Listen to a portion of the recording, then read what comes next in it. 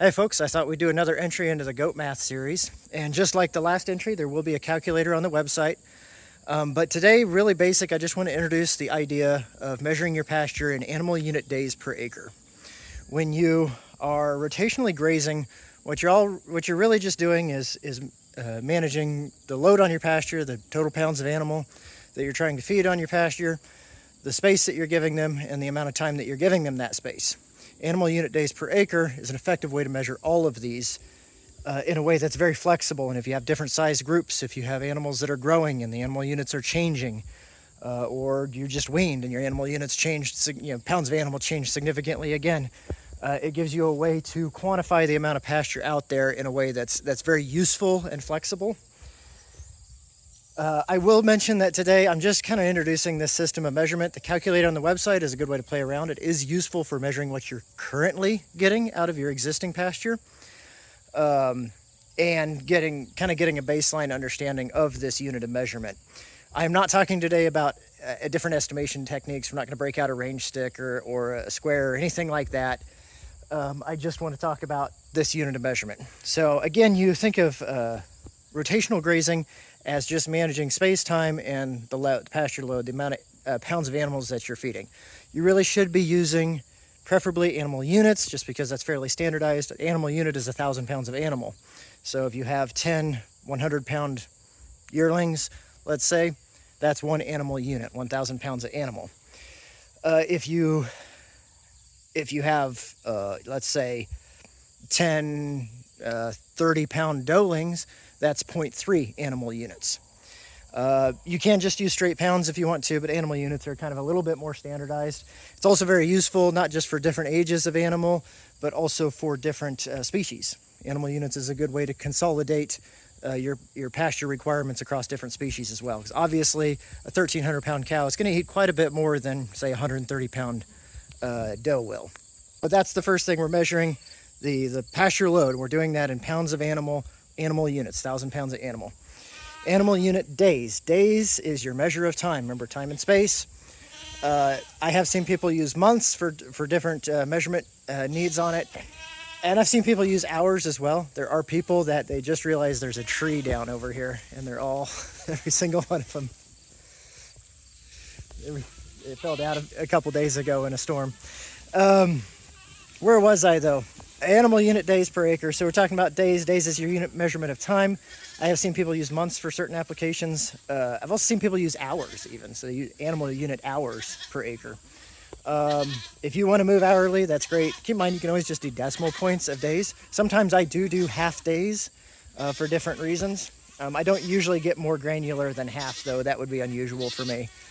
The last thing that's on the end there is animal unit days per acre. Acre is your unit of measurement of space. For example, right now we're on about 0.4 acres. That's what the strip that they're on right now is. You can see the second fence over here. Hopefully I'm pointing to it well. And so let's do like a basic example. Again, there's a calculator on the website that you can play around with your own numbers.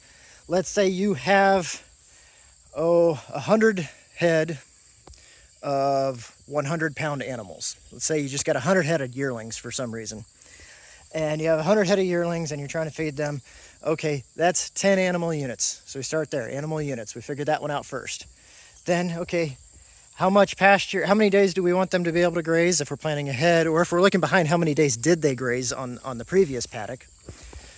And let's just say it's 3. So 3 times 10, you get 30 animal unit days. And then you divide it by the number of acres. Let's do real simple math here, and let's divide it by 3. You say they had 3 acres, or we're going to give them 3 acres. Animal unit days per acre, you're back to 10 animal unit days per acre. 10 animal unit days per acre would be pretty darn low for here. I say pretty darn low, like it happens, droughts happen. Some ground just isn't that productive. In your area, 10 animal unit days might be really good. It just depends.